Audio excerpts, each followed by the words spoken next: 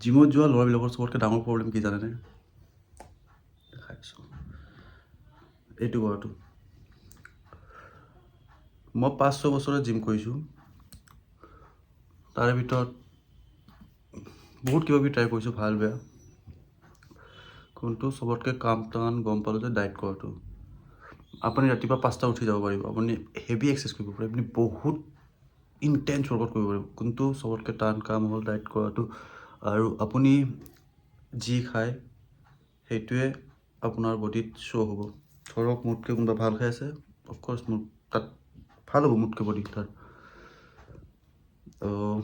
এনেও হ'ব যদি আপুনি কম খায়, ষ্টিল হ'ব, কিন্তু আপুনি ৰিজাল্টটো বহুত দেৰিকৈ পাব।